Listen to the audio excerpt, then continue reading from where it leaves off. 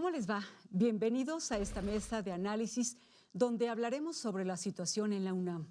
En las últimas semanas se ha agudizado la situación en la UNAM. Varias escuelas y facultades están cerradas. Todos los días vemos movimientos de alumnos que buscan la reanudación de clases. Sin embargo, ¿cuál es el origen de esta situación? ¿Qué ha pasado con las demandas de una comunidad que exige un alto a las expresiones de abuso contra la mujer? ¿Hay mano negra? Cada escuela que para, ya sea parcial o definitivamente, expone un pliego petitorio, al cual la autoridad dice dar respuesta. El alumnado se inconforma o dice que no es suficiente. ¿Qué impide entonces a las autoridades actuar de forma expedita? ¿Qué es lo que causa la radicalización de las alumnas y alumnos? ¿Por qué las marchas, que terminan en actos de tipo vandálico, son frecuentes? Para hablar de este tema nos acompañan Leslie Aislinn Baca Quesada. Ella es consejera universitaria de la UNAM. Bienvenida, Leslie. Muchas gracias. Y también en esta mesa está Sayuri Herrera Román. Ella es defensora de derechos humanos, feminista y abogada del caso Lesbi Berlín Rivera Osorio. Leslie, bienvenida. Gracias. Bueno, ¿qué les parece si para iniciar escuchamos los posicionamientos del rector Enrique Graue y del presidente Andrés Manuel López Obrador? Desde junio del 2016, la administración de la UNAM comenzó un proceso inédito en la educación superior con la implantación del protocolo de violencia de género. Hay que entender este movimiento en toda su justa dimensión. Ellas no quieren esperar. Han sido históricamente vejadas, ultrajadas y violentadas y exigen una pronta solución. Sus demandas son el reflejo de la sociedad a la que aspiran y que todos deseamos llegar a tener. Pero también debe entenderse que ciertas demandas locales no pueden cumplirse sin el debido proceso al que todos los universitarios tienen derecho y que se requiere de la investigación de los casos, de protección de las víctimas y de llevar los procedimientos conforme a nuestra normatividad. Que haya diálogo, que se escuchen los planteamientos que se tengan y que se busque la solución a los problemas. Pero siento, lo voy a decir, que hay mano negra. Eso es lo que hay que ver. Y qué bien que ya lo estamos diciendo aquí. Porque siempre hay quienes mueven la cuna. Y hay que lamparearlos para que no anden ahí en los sótanos. Pues desde 1999 la Universidad Nacional Autónoma de México no vivía una crisis de tal magnitud como la que estamos el día de hoy enfrentando. Me gustaría mucho conocer el punto de vista de ustedes acerca de lo que ocurre en la máxima casa de estudios. Leslie, ¿qué edad tienes? 19 años. Leslie, ¿qué estás sintiendo tú como alumna desde dentro de lo que ocurre en tu universidad? Pues yo, la verdad, sí puedo comprender las demandas de muchas universitarias, porque en su mayoría somos las que sufrimos violencia de género, ¿no? Dentro de la universidad, lamentablemente. Pero yo creo que sí se están dando estos espacios para dialogar y dar a conocer los casos, ¿no? En los que pues está fallando la universidad. En los pliegos petitorios, ya que se han entregado, yo creo que han sido muy puntuales en cuanto a la resolución de estas problemáticas, ¿no? Es decir, senderos seguros, también la mejora de sanitarios, por ejemplo, o sea, de muchas instalaciones en la misma facultad, o sea el caso de prepa o CCH, ¿no? Entonces, Sí, falta mucho por trabajar. Yo sí considero que falta cosas que hay que mejorar, pero todos yo creo que hay que comprometernos para que esto ocurra. O sea, hay que juntarnos, no podemos polarizar más las cosas de lo que ya están, no podemos decir que unos sí quieren el paro, otros no. Hay que ponernos de acuerdo. Yo creo que lo mejor en estos casos es reanudar las clases, cuanto más se pueda, mejor, porque pues con los planteles abiertos yo creo que podemos hacer muchísimas más cosas de cuando los tenemos aislados, ¿no? Y con unas cuantas personas dentro. Sayuri, el origen de estas manifestaciones tiene que ver con denuncias de acoso, de abuso sexual en la universidad. Tú eres abogada, ¿no? Y sigues el caso de mujeres que han sido ultrajadas y mujeres que han sido asesinadas, que están en estos delitos del feminicidio, que hoy ha causado tanta polémica. Lesbi es un caso emblemático, desafortunadamente, que hoy traemos a la mesa para entender lo que está ocurriendo en la UNAM. Sí, pues el 3 de mayo de 2017, en Ciudad Universitaria, es asesinada Lesbi Berlín a manos de su novio, que ahora tiene una sentencia de 45 años, porque hemos acreditado que efectivamente se trató de un feminicidio. Él colocó el cable del teléfono de una caseta telefónica que se ubicaba en el Instituto de Ingeniería alrededor del cuello de Lesbi y la estranguló. Ambos eran parte de la comunidad universitaria.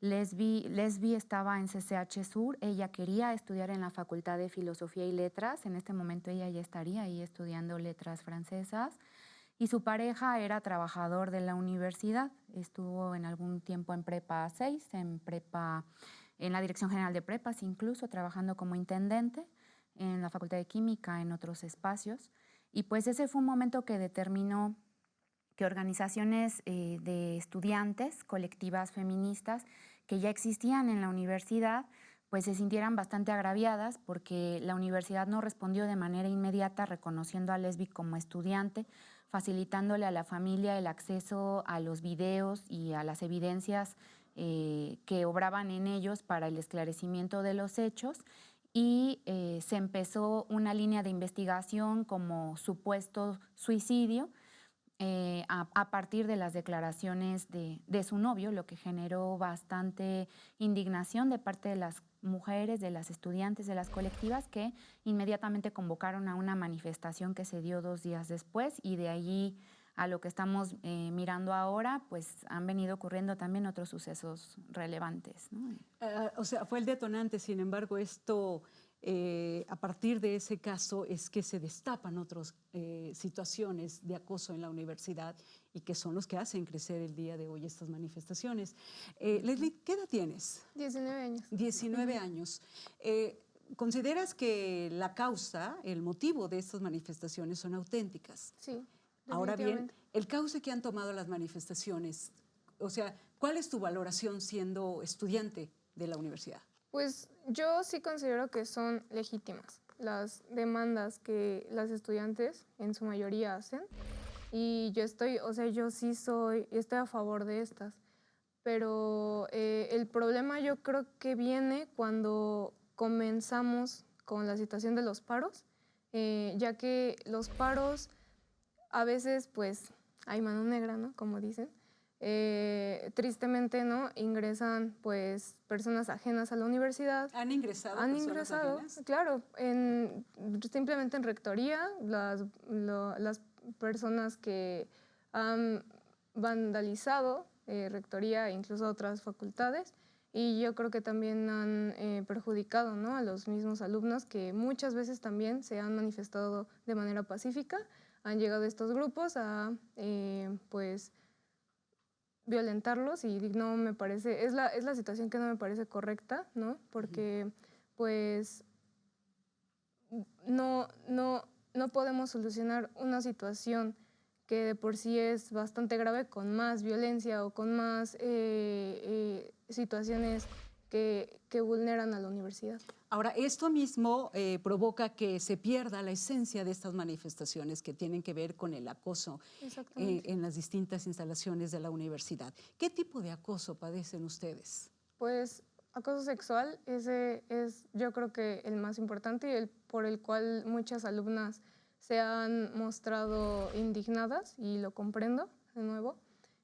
Incluso se han manifestado de manera anónima, colocando, en el caso de Plantel Vallejo, de donde yo soy consejera, yo vi que había tendederos anónimos en donde pues señalaban, ¿no?, a los, en este caso muchos eran maestros, lo cual es preocupante, que hacían comentarios machistas, incluso tocamientos, en fin, serie de acciones que en el protocolo pues sí se puede dar un seguimiento y sí se puede dar una solución eficaz, una sanción a estos agresores, ¿no? Entonces yo creo que lo importante aquí, además de la manifestación que se da, ¿no?, por parte de las estudiantes, también es importante recurrir a la denuncia formal, ¿no? La UNAM pues tiene este protocolo para la atención de casos de violencia de género, el cual ya está súper digerible, o sea, hay tutoriales incluso, ¿no?, donde explican la función y todo el procedimiento a seguir, lo cual es muy elemental, ¿no?, para que tengamos herramientas y podamos darle una solución a esta problemática. Ahora bien, hablas de que hay un tendedero donde se ponen las denuncias. ¿Y cuál ha sido la reacción de las autoridades? Pues básicamente yo observé cómo incluso maestros retiraban las hojas, ¿no? Y bueno, puedo comprenderlo tal vez desde el punto de vista que podría haber una difamación, podría, pero eso no tiene que demeritar, ¿no?, el hecho de que es algo que se está viviendo, porque no nada más eran 5 papelitos pegados, eran demasiados y constantemente se llenaban, ¿no?, estos tendederos. Pero de nuevo, tenemos que fomentar la cultura de la denuncia. Es muy importante que lo llevemos al extremo, o sea, si de verdad, aunque fue un comentario, aunque fue un tocamiento, lo que sea, todo es, no hay algo que sea ni de menor importancia ni de mayor importancia, todas esas acciones se pueden considerar violencia de género y pueden proceder. Sayuri, tú que has seguido de cerca estos temas, el movimiento se ha radicalizado, desafortunadamente, y la esencia, ¿dónde está quedando? Ya se dio ahorita las reformas que hacían falta, pero ¿es suficiente? Bueno, yo no hablaría de vandalizar en el caso de las acciones que están llevando a cabo las estudiantes.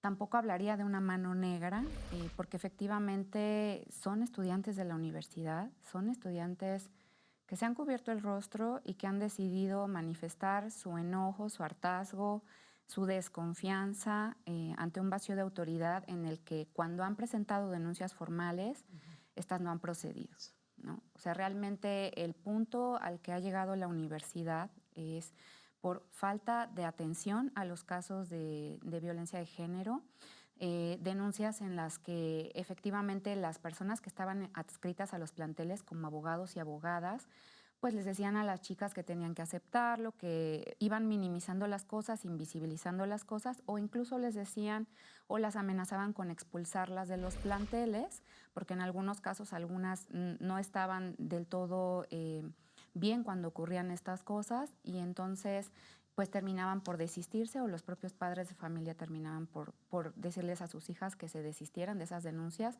algunas de ellas de violaciones sexuales en los planteles, ¿no? Entonces, estas personas que actúan como abogados en los planteles, ya se ha dicho por parte de las autoridades que efectivamente estaban actuando mal, que no estaban actuando con perspectiva de género, que no estaban aplicando el protocolo conforme a todos los alcances en los que se puede llegar ahora, y que es necesario para ello contratar abogadas que específicamente atiendan estos casos con acompañamiento psicológico, con acompañamiento de trabajadoras sociales. Es este equipo multidisciplinario que actualmente no hay en los planteles, que se inició en la Facultad de Filosofía y Letras, pero que en el resto de las escuelas no existía. Y las estudiantes han sido muy claras en que no van a levantar el paro hasta que estas demandas no se cumplan. Las autoridades quieren la devolución de las instalaciones, pero no hay garantías de que una vez que las instalaciones se entreguen, se cumplan estos puntos. Entonces, lo que han insistido mucho diversas estudiantes organizadas en las escuelas es que durante el tiempo en el que estén los paros, se resuelvan las demandas. Y ya vemos que es posible, ¿no? Recién se reunió el Consejo Universitario para reformar el estatuto orgánico de la universidad en 2 artículos, aún cuando las estudiantes habían solicitado que fuera en 3 de ellos. Se omite el artículo 98 en relación a las sanciones para los agresores, aun cuando se reconoce como causa grave la violencia de género. ¿Qué es lo que piden ustedes como abogadas feministas en ese caso? Nosotras lo que hemos hecho ha sido documentar como defensoras, y lo que estamos pidiendo es que se atiendan las demandas puntuales de las estudiantes, específicamente que se contraten a estas abogadas que sepan traducir y tramitar estas solicitudes a partir de las denuncias. Las medidas de protección que están proponiendo las autoridades es, en ocasiones a nivel bachillerato, el cambio de turno, el cambio de plantel, el cambio de grupo de las estudiantes, ¿sí? No están proponiendo que sean los profesores o los agresores, en este caso, los que tengan que cambiar de grupo, los que tengan que cambiar de plantel, los que tengan que cambiar de turno. Exacto, son las alumnas a las que se les dice como medida de protección que las van a cambiar de grupo, ¿no? Que es algo que en otros casos, fuera de la universidad, en la experiencia que tengo de acompañamiento a casos de violencia de género, es lo que sucede. Son las víctimas las que dejan su círculo de amigos, sus grupos de referencia, y los agresores permanecen en ellos, con el riesgo que eso representa para otras mujeres de que les ocurra lo mismo. ¿Hay insensibilidad en ese sentido por parte de las autoridades universitarias? Hay insensibilidad. Hay omisiones. Recordemos que el feminicidio de Lesbi Berlín no es el único evento fuerte, digamos, trascendente de violencia que ha habido en la universidad. También en abril, el 29 de abril del año pasado, es asesinada Aide Mendoza Jerónimo en CCH Oriente, porque una persona armada pudo entrar al plantel sin ser detectada y activar allí mismo un arma. Entonces, hay diversos factores que han generado este gran malestar, por el que ahora vemos múltiples manifestaciones de hartazgo, principalmente de las mujeres, pero sí de la comunidad universitaria en lo general. Gracias, Sayuri. Regresamos en un momento más. Estamos hablando sobre lo que ocurre alrededor de las manifestaciones en la UNAM. Regresamos.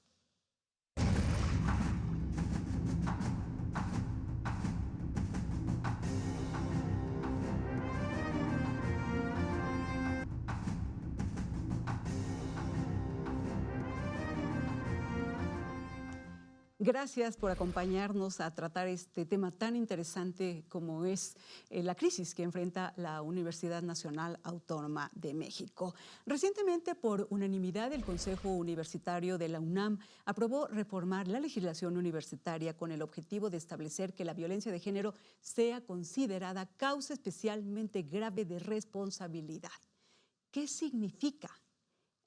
¿A dónde estamos llegando con estas decisiones de la Universidad Nacional Autónoma de México? ¿Qué implicaciones tiene este paso? ¿Por qué la universidad ha llegado a este extremo, a esta crisis? ¿Qué es? Y también, ¿cómo está integrado el Consejo? Hoy hablamos del Consejo y vemos que de repente el Consejo Universitario como que le falta trabajar, le falta acelerar su paso. Leslie.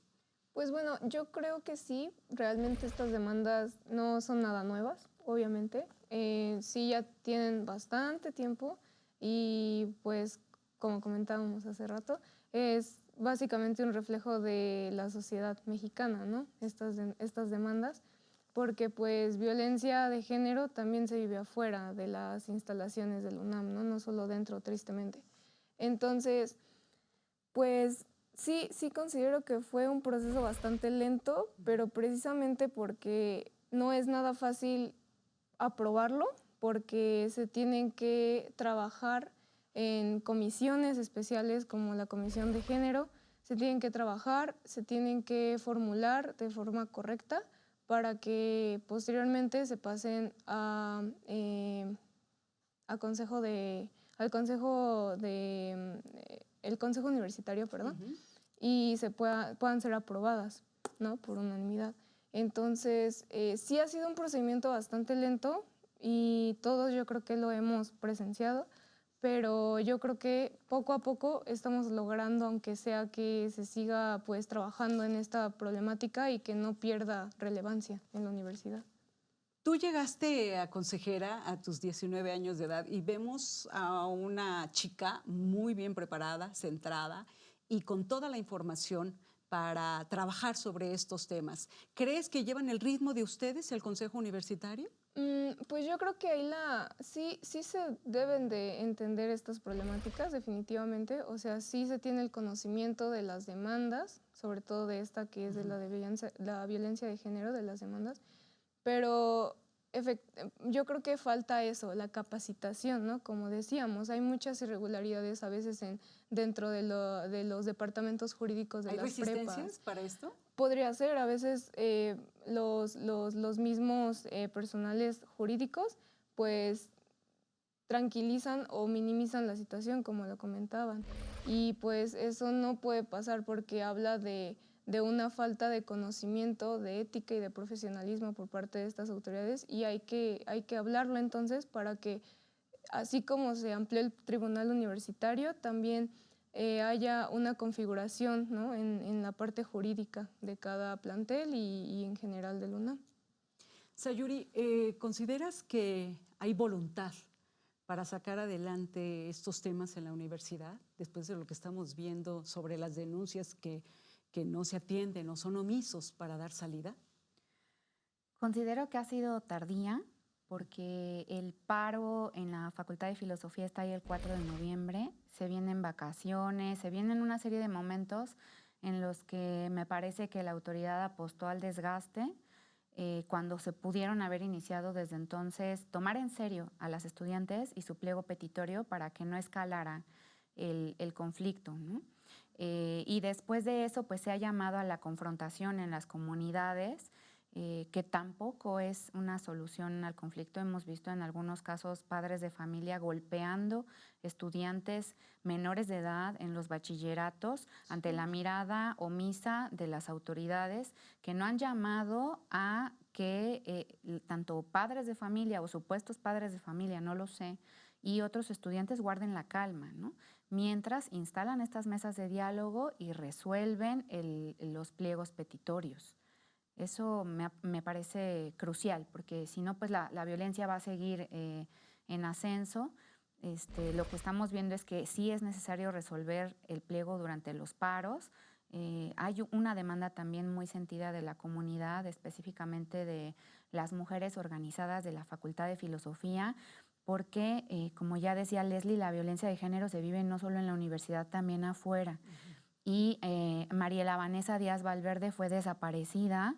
Ella es estudiante de la Facultad de Filosofía y la universidad tampoco actuó de manera oportuna y diligente acompañando a su familia, como si las estudiantes que están en la universidad, si les ocurre algo afuera, pues ya la institución les dice, pues ve al Ministerio Público y es tu problema, cuando en realidad también están esperando como parte de la comunidad universitaria un acompañamiento. Y en relación a eso, las estudiantes exigen una disculpa pública de las autoridades por su omisión en el acompañamiento a la familia y la búsqueda de Mariela. El conflicto ha escalado, como tú dices, pareciera que a la universidad le apostó más bien a que esto se desgastara y se ha radicalizado el movimiento, desafortunadamente. Dijiste algo muy interesante hace unos momentos, tú consideras que no hay mano negra. No hay mano negra. ¿Por qué? Porque yo he leído como mira, en grupos, no digamos en todo el movimiento, sí, sino que no sientes tú con esa visión que has trabajado de que hay otros intereses políticos, por ejemplo. Creo que si hubiera mano negra, el Consejo Universitario no se habría reunido para poder cumplir con las demandas de las estudiantes. Creo que es una manera de reconocer que se trata de estudiantes organizadas que están solicitando que se hagan estas reformas. De pronto se empezó a hablar de otros grupos ajenos a la universidad, que eran los que tenían tomadas las escuelas, que eran los que estaban llevando a cabo las acciones.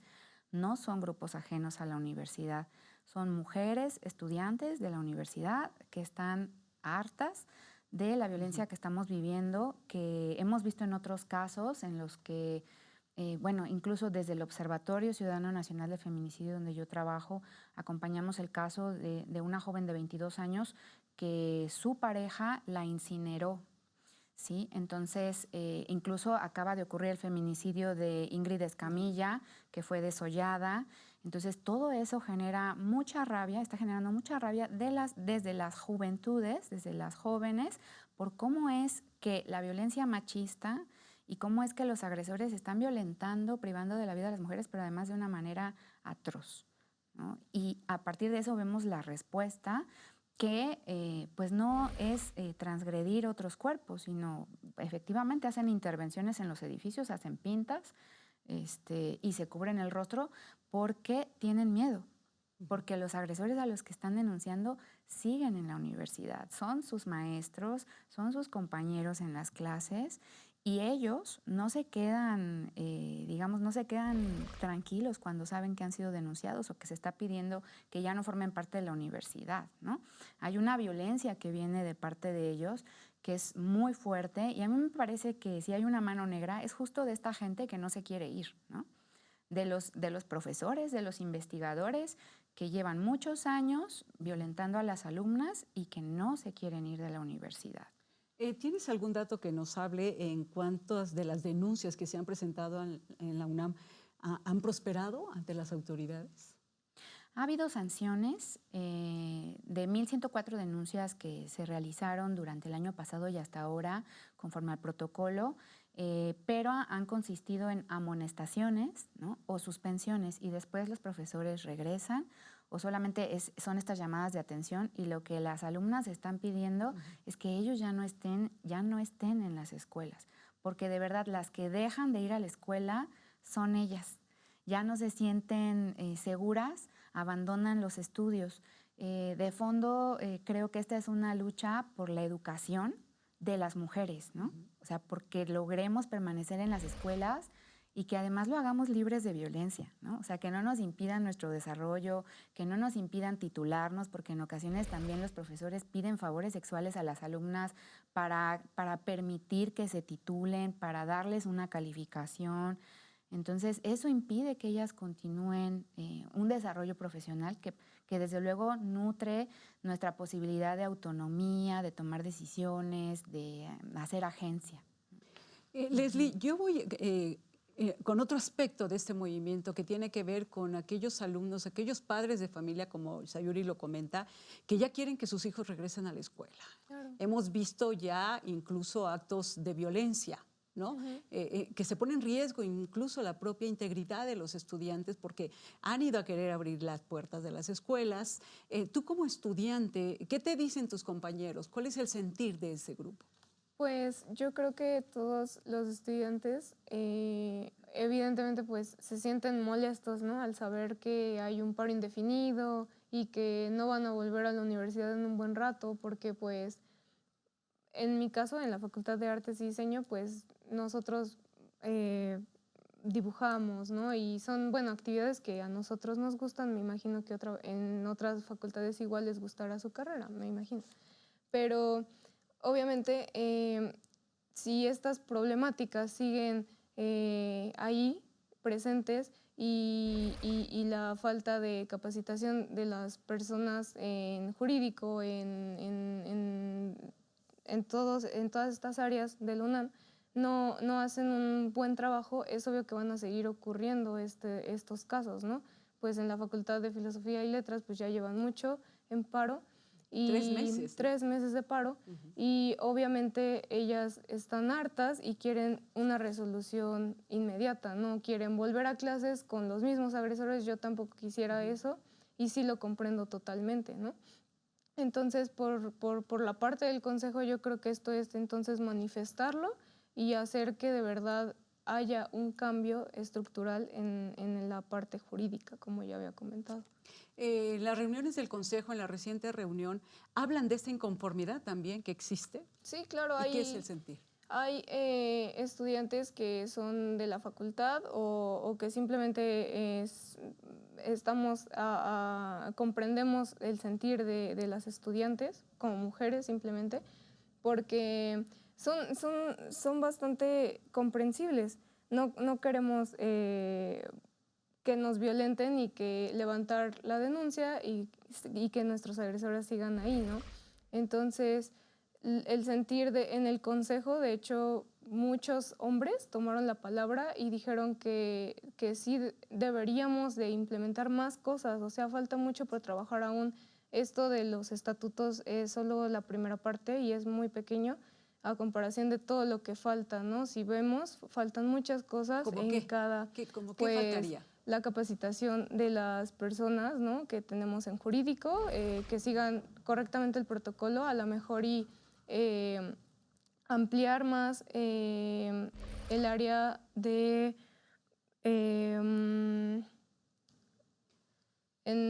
cuanto a lo mejor en cuanto a comisión de género, podríamos ver y todos ser presentes en esa comisión especial para interactuar más y ver las propuestas que todos tenemos en el Consejo para esta comisión, para que se pueda dar más agilidad al proceso, ¿no?, que son estas demandas de violencia de género. Uh-huh. Ahora bien, en cuanto a los trabajos a futuro, estos planteamientos que tú nos mencionas, ¿están sobre la mesa?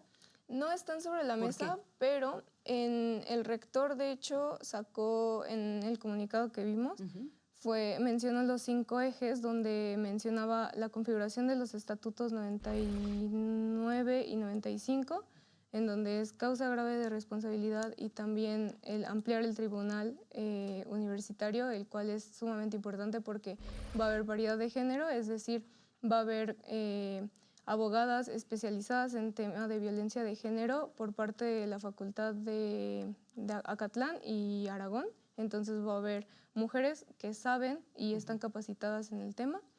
Y esto pues va a generar, esto obviamente es importante porque nos hace ver que vamos a dar a la universidad mayor apoyo en cuanto a materia de violencia de género, pero también pues estas propuestas sí se pueden hacer y sí nos podemos reunir para llevarlas a cabo y seguir trabajando en ello. Sayuri, ¿es suficiente lo que está haciendo la UNAM a partir de los planteamientos que hizo? No es suficiente. ¿Qué falta? ¿Qué quieren ustedes como abogadas feministas y viendo la crisis que hay? Bueno, nosotras queremos que escuchen a las estudiantes, ¿no?, y que cumplan sus pliegos. Ahora bien, desde lo que hemos podido analizar, consideramos importante también que se pueda transversalizar la perspectiva de género en todos los planes y programas de estudio de la universidad. Hay un sinnúmero de trabajos académicos, de investigadoras, que no forma parte de la bibliografía que cotidianamente se estudia en las escuelas. O sea, hemos aprendido, nos hemos formado leyendo lo que han escrito los varones, no leyendo lo que nosotras escribimos, lo que nosotras producimos, y eso implica que esos planes de estudio puedan contener también ese reconocimiento de la producción científica de las mujeres, que haya una asignatura sobre género y no discriminación en todas las carreras, en todas las escuelas de bachillerato y talleres de masculinidades, un sinnúmero de actividades de difusión para lograr también pues difundir lo que es la cultura de la igualdad, porque al final esto también es una lucha por la igualdad. En el Consejo Universitario no hay paridad de género. En los consejos técnicos, en los consejos académicos, en los consejos internos de cada escuela, las mujeres continuamos siendo una minoría, ¿no? Si ya la paridad de género se elevó a nivel constitucional como una obligación que están cumpliendo por lo menos en las cámaras de diputados. Sí, ahí sí ya se está cumpliendo. Claro, de diputadas, diputados, senadores, senadoras. ¿Por qué en la universidad no? ¿Y por qué no? Es lo que nosotras nos preguntamos, ¿no? No, eso sería importante. Claro. Ubicar, porque si el conflicto, estamos viendo un conflicto de acoso y de abuso, sin embargo, la perspectiva sigue siendo de hombres al interior del Consejo Universitario. Así es, y además, bueno, la violencia de género es una expresión de la desigualdad de género. Entonces, si queremos erradicar la violencia de género, necesitamos lograr la igualdad en distintos ámbitos, y eso implica también que haya maestras y maestros en igual cantidad en la universidad, ¿no?, con salario igual, la paridad en los consejos universitarios y la efectiva sanción, ¿no?, la efectiva sanción y aplicación del protocolo en los casos en los que haya necesidad de armonizar los contratos colectivos de trabajo, de los académicos y académicas conforme a la Ley Federal del Trabajo, para que también en esos contratos colectivos de trabajo se considere la perspectiva de género y no sea un obstáculo para poder aplicar las sanciones, porque ahora lo está haciendo, y lo está haciendo justo porque no se han armonizado conforme a esas reformas y conforme a las exigencias de acuerdo a los tratados que ha firmado el Estado mexicano, comprometiéndose a erradicar la violencia hacia las mujeres. Y eso pasa por garantizar nuestros derechos en todos los ámbitos. Medidas preventivas, Así programas es. preventivos, ¿no? Llegar hasta la crisis, ¿no? Para atenderlos. Así es. Muy bien. Regresamos con ese interesantísimo tema. ¿Qué ocurre alrededor de las manifestaciones en la UNAM?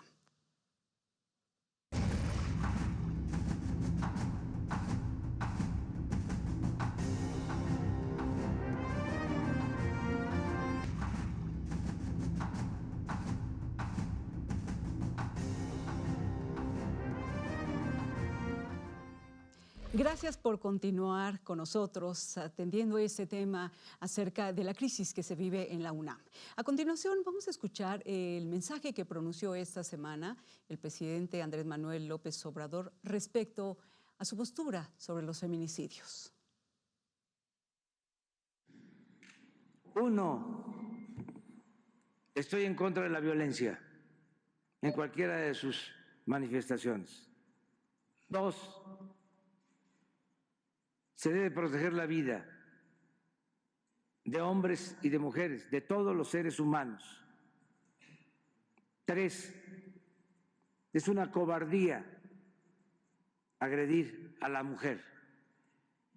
Cuatro, es un anacronismo, un acto de brutalidad, el machismo.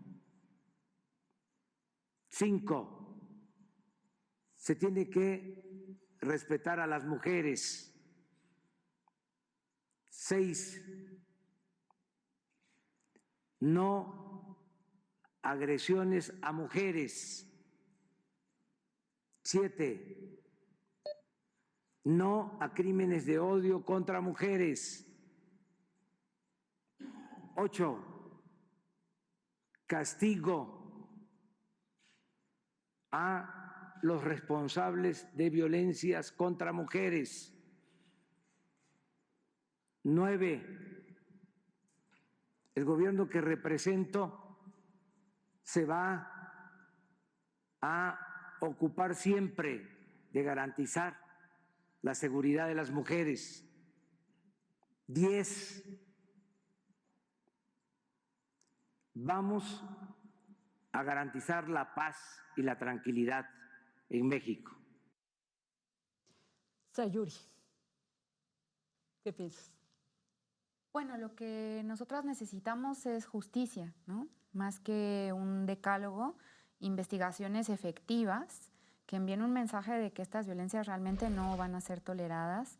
En la semana fue bastante preocupante escuchar al fiscal general de la República manifestarse respecto del delito de feminicidio, de que era muy difícil investigarlo, que sería mejor un homicidio agravado, cuando en realidad el tema es que no se está investigando con debida diligencia, un poquito haciendo el símil con la universidad, que las personas que están haciendo las cosas, las que están encargadas de hacerlas, no tienen la sensibilidad, no tienen el compromiso, minimizan esta violencia o la invisibilizan.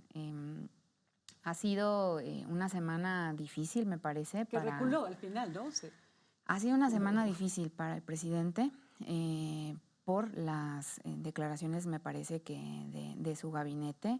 Incluso, bueno, esta última que generó mucho enojo de parte de las mujeres en relación a la rifa del avión presidencial, en fin, ¿no?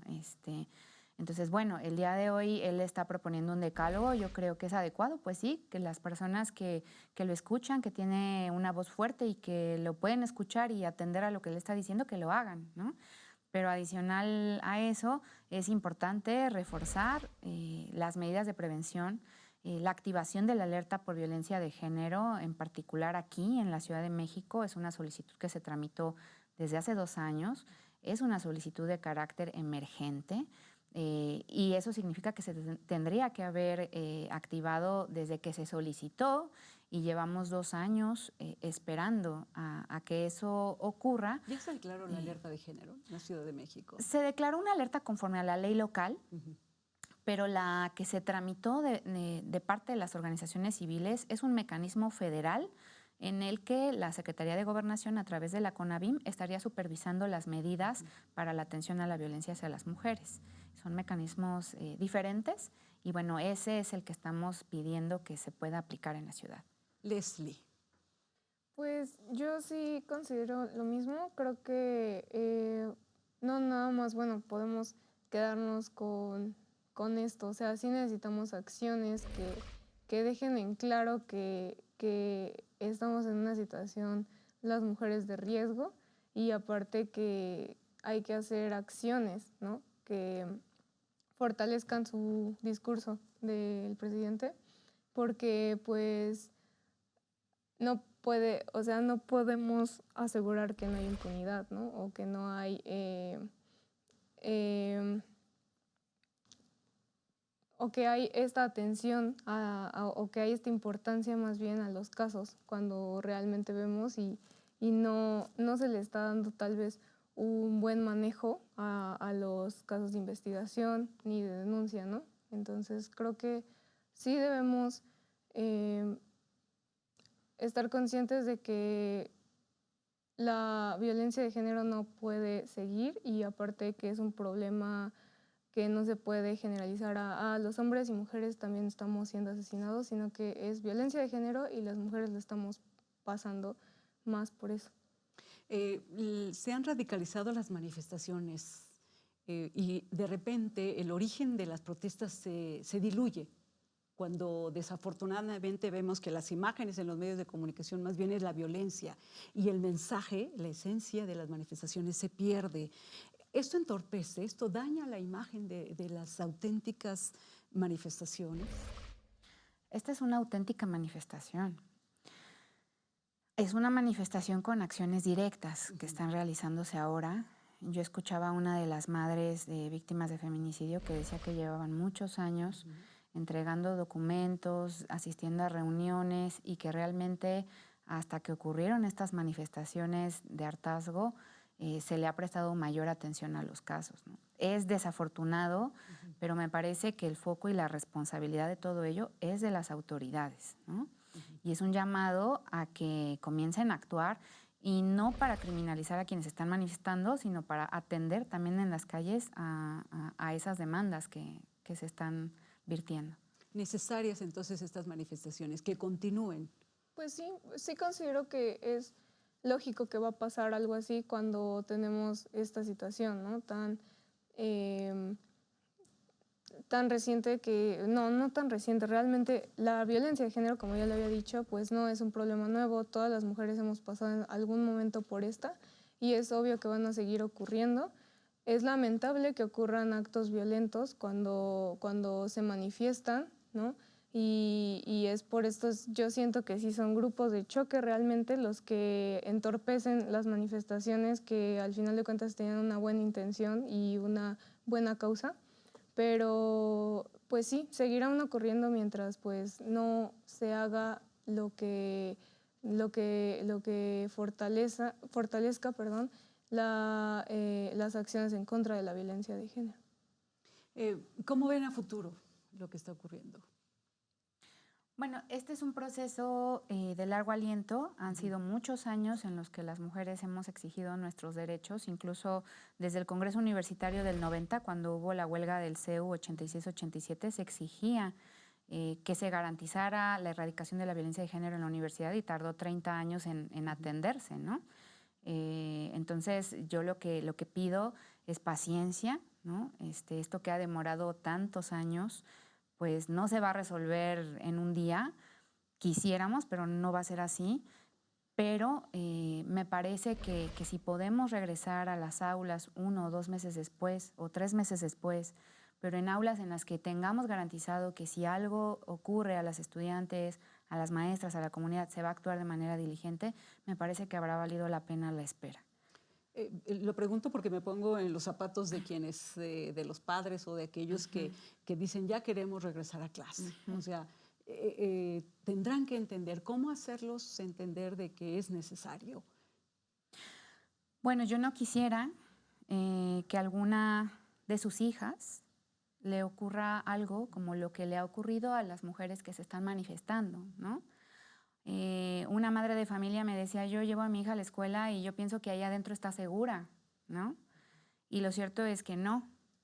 Entonces, me parece que si esto que se está resolviendo ahora en la universidad va a garantizar que a lo largo que de lo que les resta de estudiar ahí, que pueden ser 3 años o 4 años o 5 para quienes van iniciando, pues estos meses tener paciencia para que se resuelva un conflicto de tal magnitud, me parece que es necesario, ¿no? Y yo les llamaría a eso, a tratar de ponerse en el lugar de quienes están viviendo esta violencia, a tratar de ser empáticos, a hacer, si se va a hacer algún llamado, pues que se haga a las autoridades para que resuelvan, no hacia la violencia, no hacia la confrontación en los planteles o por la toma de los planteles, sino para que las autoridades resuelvan. Porque al final la responsabilidad de todo lo que está ocurriendo es de las autoridades universitarias. Sayuri, tú que has seguido esta gran batalla de años, ¿no consideras que hay grupos que están aprovechándose del momento con intereses ajenos al movimiento y que leíamos hoy que buscan, por ejemplo, dañar la imagen del rector y que se están olvidando de la autenticidad de las protestas? ¿No crees que también pudiera haber algunos otros intereses? Bueno, en la universidad siempre ha habido intereses de diversos grupos o de partidos políticos, ¿no? Por puestos o por lugares de poder. Yo lo que espero es que no sea esta la ocasión en la que esos grupos se aprovechen de una demanda legítima, ¿no? Claro. Como en otras ocasiones o como en la huelga del 99 también intentaron hacerlo. Era una demanda de gratuidad y bueno, había otros intereses de diversos partidos, digamos, para jalar agua para su molino, se dice coloquialmente.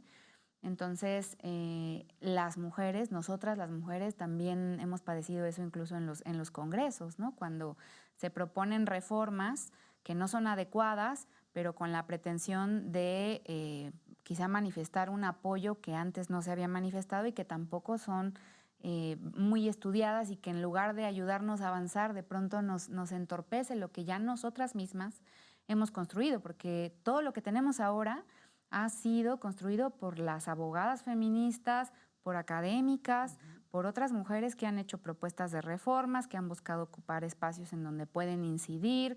Entonces, sí creo que sería importante que eso se pudiera visibilizar, ¿no?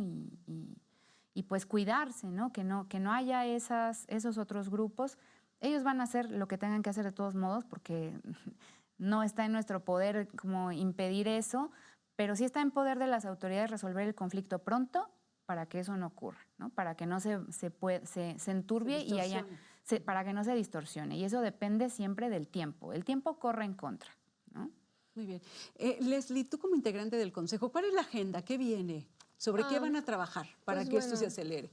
Yo creo que desde que empezó la orden del día, comenzamos todos a centrar nuestra atención en lo que era pues precisamente los estatutos y se nos dio la orden del día y nos dijo que se iba a aprobar entonces esta configuración de los estatutos y todos automáticamente centramos nuestra atención ahí porque había pues temas de presupuesto, de seguridad. Eso que tiene que ver mucho también, el presupuesto, exactamente. ¿no? Todo obviamente tiene su importancia, ¿no? Pero en estos momentos pues nos enfocamos demasiado o más bien participaron demasiado en este tema porque sí, es muy importante, ya que los estudiantes es lo que exigen, ¿no? Y es el motivo por el cual muchos de los planteles están cerrados y es complicado que estén cerrados porque pasan estas situaciones de que hay grupos con otros intereses que violentan a los propios alumnos y también vulneran pues las instalaciones, ¿no?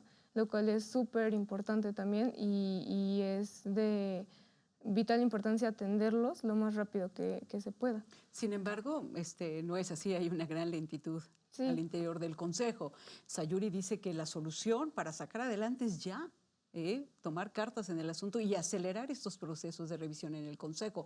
¿Tú ves que tienen la disposición para hacerlo realmente? Sí se tiene la disposición y el problema tal vez es la falta de participación o de propuestas como tal firmes. ¿Por parte de En quién? cuanto de los consejeros, de quienes formamos parte, ¿no? Ajá, eso. Porque nosotros al final de cuentas puede alguien decir, no, pues se va a ver estos temas y así, pero si uno no es partícipe, yo creo que no se puede hacer mucho y yo creo que eso es lo que entonces faltaría trabajar y se va a hacer, porque es de vital importancia para traer un poco de calma, ¿no?, a la universidad. Calma y que abran sus instalaciones. Y que abran sus instalaciones. ¿Cuáles son esos pendientes que tienen así en la mesa para atender en la Pues próxima reunión? en teoría, en los ejes que Saca tus apuntes. Saco mis apuntes. No te Es que hice preocupes. apuntes. Adelante. Por ejemplo, pues había 5 ejes contra la violencia. Está la de la ampliación al tribunal, que ya se vio, del artículo del Estatuto 99, también pues el 95, como ya había comentado. Y está esta creación de organismo autónomo que atienda la violencia de género, es decir, que se abra para que pueda atender específicamente estos casos de violencia de género y ya está en la mesa. O sea, esto sí es una realidad y en los próximos días pues nos van a sesionar para que sea ¿Cuándo lo vuelven aprobado. a citar para sesionar? Me parece como en a lo mejor 2 semanas o una. Entonces es un poquito complicado a veces tal vez saber la fecha porque pues no estamos como tal en relación en mucha relación con los personales que organizan esto, pero sí es algo que el rector aseguró que iba a suceder, que sí se iba a citar y para volver a pues retomar estos temas tan importantes que es la violencia de género. ¿Tendrías por ahí algún adelanto de que en cuánto tiempo pudiera atenderse y sacar adelante estos temas Sinceramente pendientes? no, porque, bueno, o sea, yo literal, todos los consejeros no tenemos nunca como una idea o así. Los comunicados, de hecho, hoy sacaron un comunicado del Consejo Universitario donde pues aclaraban lo que se había aprobado y todo lo demás competente a lo que hubo en esa reunión. Pero no, sinceramente no tenemos aún como un adelanto ni nada, pero sí es ya cercano y sí está sobre la mesa. También, pues en los 5 ejes y que menciona el rector, mencionaba, que va a haber, o sea, ya hay materiales y también hay asignaturas con perspectiva de género, o sea, ya están sobre la mesa también estas propuestas que van a fortalecer la cultura de respeto hacia la mujer y todo eso. Yo creo que eso también es súper fundamental. Y también fortalecer los derechos universitarios con reglamento de defensoría. Esto es muy general y no viene muy especificado porque, te digo, todavía es algo que no se tiene mucha... No está concreto. No está muy concreto, pero sí ya está pensado y está sobre la mesa. ¿Cuál es tu escenario ante este panorama para cerrar esta mesa de Es análisis? alentador, claro, aunque pues hay que considerar los tiempos del Consejo, ¿no? Ya lo está diciendo Leslie, son 2 semanas más, son 2 semanas más de paros, ¿no? Sí, claro. Pero ya están los temas que claro, se ya, requieren. sí, pero como compartía desde el inicio, son condiciones para levantar los paros y ya están en camino de cumplirse, pero todavía no las tenemos. Entonces, durante estas 2 semanas lo que esperaríamos es que no haya confrontaciones en los planteles, que no haya actos de violencia en los planteles, que no hayan personas que ingresen a los planteles a hacer desmanes, como ya lo decía Leslie, que no sabemos de dónde vienen, pero que de pronto han ingresado y han hecho, pues, que sí han hecho algunos daños en los planteles. Y en fin, ¿no? Esperamos que eso no ocurra mientras esto se resuelve. Esperemos. Vamos a esperar 2 semanas. Sí. Leslie, muchas gracias. Sayuri, Gracias a muchas ustedes. gracias. Agradecemos a nuestro auditorio haber estado con nosotros en esta mesa de análisis acerca de la crisis que vive la universidad. Agradecemos la participación de Leslie Aislinn Vaca Quesada, ella es consejera técnica de la UNAM, y a Sayuri Herrera Román, defensora de derechos humanos, feminista y abogada del caso Leslie Berlín Rivera Osorio. Muchas gracias.